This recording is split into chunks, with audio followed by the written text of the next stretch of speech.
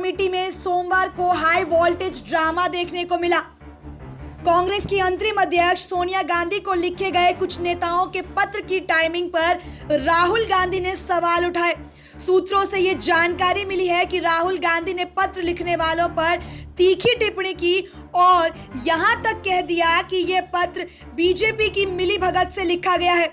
हालांकि कांग्रेस पार्टी ने बाद में औपचारिक तौर पर इस खबर का खंडन किया और कहा कि राहुल गांधी की तरफ से इस तरह का कोई शब्द नहीं कहा गया है।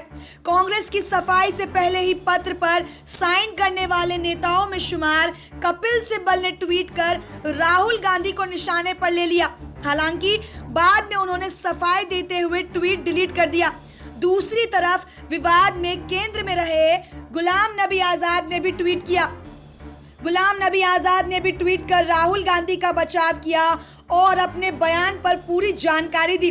गुलाम नबी आजाद ने ट्वीट में लिखा, मैं ये स्पष्ट कर देना चाहता हूं कि राहुल गांधी ने ना ही CWC बैठक में ना ही बाहर ये कहा है कि चिट्ठी बीजेपी के इशारे पर लिखी गई है। मैंने ये कहा था कि कल कुछ कांग्रेस नेताओं ने ये कहा है कि हमने बीजेपी से मिलकर ये काम किया है। उस संदर्भ में मैंने अपनी बात रखी थी।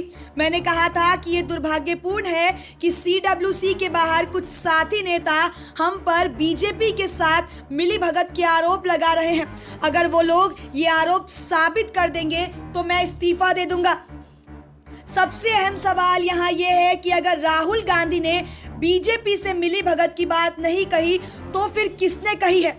हालांकि CWC मीटिंग में किसी नेता ने सीधे तौर पर यह नहीं कहा कि चिट्ठी लिखने वाले नेता बीजेपी के साथ मिले हुए हैं, लेकिन कुछ नेताओं ने बहुत महत्वपूर्ण टिप्पणियां जरूर की।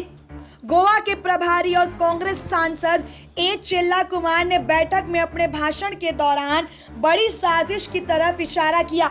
उन्होंने कहा कि कई कांग्रेस कार्यकर्ताओं ने मुझसे कहा कि जम्मू कश्मीर से धारा 370 हटाने के बाद सभी विपक्षी नेताओं को गिरफ्तार किया गया, लेकिन गुलाम नबी आजाद को नहीं।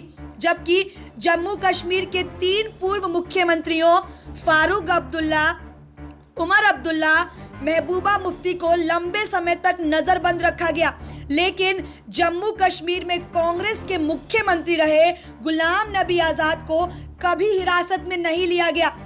बैठक में एक सदस्य का ये बयान अप्रत्यक्ष तौर पर इस बात की ओर इशारा करता था कि गुलाम नबी आजाद के साथ भाजपा की केंद्र सरकार की तरफ से सहयोग का व्यवहार किया गया है।